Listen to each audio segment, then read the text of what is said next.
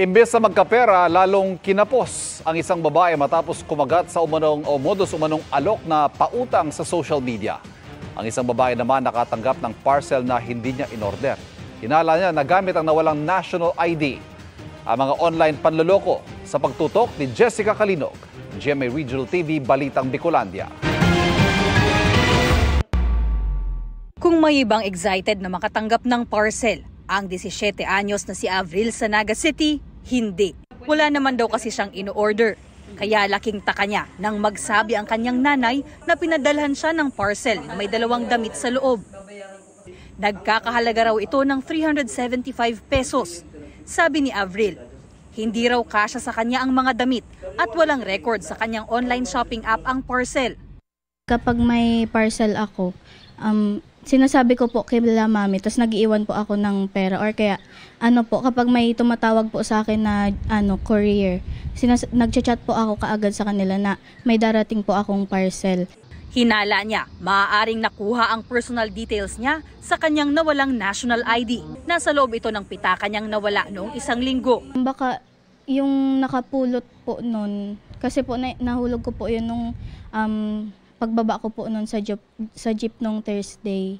Nakipag-ugnayan na siya sa barangay at sa Philippine Statistics Authority para sa nawalan niyang pitaka at national ID.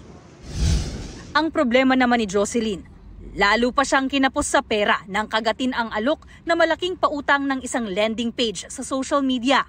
Nagtiwala raw siya dahil pinadalhan siya ng mga namamahala ng page ng mga kopya ng umano'y government permit. Pero bago raw maibigay ang hiniram na pera. First, hinihiling na is collateral, so which we don't have. At ang second, yun kung magkano yung loan mo, magbibigay ka, like for me, like 70 ang kukunin ko, magbibigay ka sa amin ng 77. Nang makahanap ng pera, nagpadala ng 7,600 pesos si Jocelyn sa pangakong maire-release ang kanyang loan. Pero sinabihan daw siyang mali umano ang pinadalhang bank account, kaya di lumusot ang fund transfer. Sabi niya, in order to rectify daw lahat is magbibigay daw ako ng another 23,100, which I don't have. Ang gusto ko lang is yung mga IDs ko at ang pangalan ko. Kasi I gave 3 IDs. Ipinagbigay alam niya ang insidente sa Davao Anti-Scam Unit at nai-refer na ito sa PNP para maimbestigahan. Sinusubukan ng GMA Regional TV 1 Mindanao na kunin ang panig ng social media lending page pero wala itong tugon.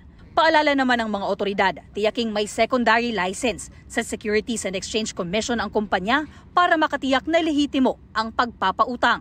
Para sa GMA Integrated News, Jessica Calinog, nakatutok 24 oras. Mga kapuso, patuloy na tumutok sa mga balita, mag-subscribe sa GMA Integrated News sa YouTube. Sa mga kapuso abroad, samahan niyo kami sa GMA Pinoy TV at www.gmanews.tv.